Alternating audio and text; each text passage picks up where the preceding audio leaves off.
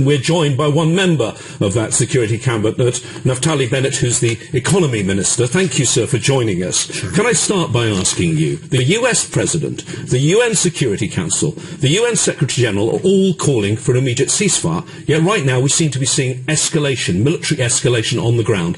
Are you still prepared to discuss a ceasefire? Well, that's because Hamas 5 times would not cease their fire. Again and again, Israel stopped firing, and Hamas continued firing rockets into Israel. What we need now is to achieve the ultimate goal, which is to live side by side peacefully, Gaza and Israel.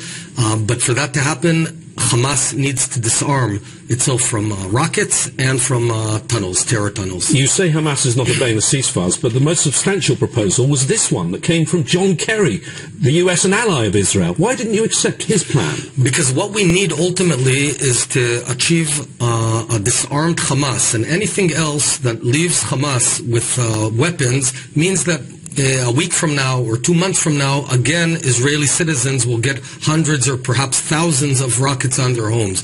You know, over 2,000 rockets were shot by Hamas onto Israel, including in my hometown of Ra'anana. This is unacceptable. In London, I assume you would not accept incurring 2,000 missiles, nor do we. We're human beings. We don't like getting shot at. Tell me, sir, why is Israel's military campaign going so wrong? It's actually going well. Well, hang on. You say it's going well. 256 children, 96 women, 50 elderly men. You didn't aim, I hope you didn't aim to kill all those innocent civilians. Of course not. We didn't aim, Hamas did. Hamas places its women and children next to missile launchers. It puts the missile launchers in schools. Quite a few times the UN has found missile launchers in schools, in hospitals, in the most cynical and cowardly way. But if we want to put a stop to that, you know how we can do it? You know who stands behind Hamas? It's Qatar, the owner of your own station. Qatar is funding Hamas with over $250 million. They're funding daily murders of Israeli children and Gazan children. And what we need is for Qatar to stop funding Hamas, to stop funding ISIS, to stop funding Al-Qaeda and Al-Nusra. And I think the best way to pressure Qatar is to say, if you don't stop, we're going to take your World Cup away. Well, we have to stop that. When children are dying, I don't want to... A World Cup in Qatar would be a prize to terror. We need to stop that. I'm talking about the owners of your own station. I know you want to talk about Qatar, but I don't want to talk about football when children are dying. Yeah, but Qatar is behind this Qatar and their foreign minister were meeting with the Turkish foreign minister and John Kerry in Paris over the weekend. Aren't they part of the solution? Yeah, that's very interesting. With one arm you fund terror, and the other arm you speak about peace. Stop funding terror. You know where Mashal resides? Khalid Mashal, the head of Hamas, he resides in Qatar. You don't host a mega terrorist and then talk about peace. You don't get it both ways. If you're the world's greatest funder of terrorists, you can't be part of the solution. You're the problem. You, sir, like many Israeli politicians, did your time in the military. I believe you're a major. You know that the military have things called area weapons, shelling from the sea, shelling by land. Why are you using these indiscriminate weapons when you actually have sophisticated pinpoint technology? We're doing something that no one else does. We send leaflets, we send text messages warning people that right now in their home there's a missile launcher and we're going to get it because we're being shot there.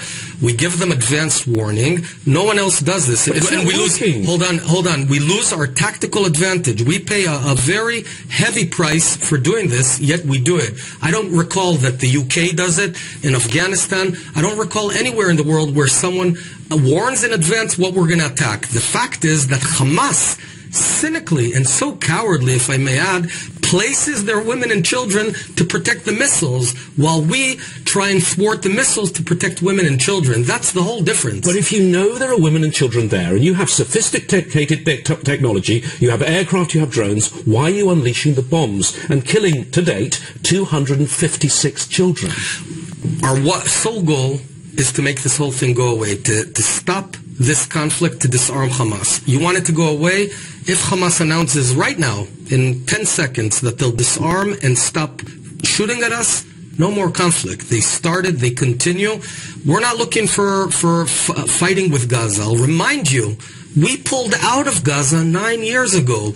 Back to the 67 lines. The whole world wanted us to do it. We did it. There's not one Jew residing in Gaza anymore. Yet Hamas chose to turn Gaza into a fortress of terror instead of a place of thriving economy. It's not too late. They can still make that decision. You're a father of 4. What do you think when you see those pictures of all these dead children? As I say, I keep raising the figure, but it's a horrific number, 256. I think it's terrible, and I think it's despicable that Hamas uses its own children. But they're your bombs that are killing them. We're shooting at Hamas. It's Hamas who's using them as human shields. And that's it's a crime, it's a war crime, and it's despicable. I'll remind you that the UK, United Kingdom in World War II, 20 times more Germans were killed in World War II than even America. Let me ask you no one disputes that Germany was wrong. So is Hamas. You don't start shooting rockets at Israel and expect that we'll just sit back supinely and wait to die. Let me ask you one final question. Because you're talking about war crimes. Let me quote what Navé Pillay, the top human rights official in the world, says. There seems to be a strong possibility that international humanitarian law has been violated in a manner that could amount to war crimes. She was talking about Israeli actions when she said this. Do you worry how history will judge you? You sit in that security cabinet. Do you think one day you'll be judged a war criminal? I'm very concerned about how history will judge us, in the sense that it's in our hands to keep the Jewish state alive, to protect ourselves against hundreds of millions of radical Islamists that want to wipe us off the earth, including, I guess, the station that you represent. And history will judge us if we're feeble, if we're not strong enough, if we're not determined to win and beat terror. Naftali Bennet, Economy Minister of Israel, a member of the Security Cabinet of Israel. Thank you for talking to us. Thank you.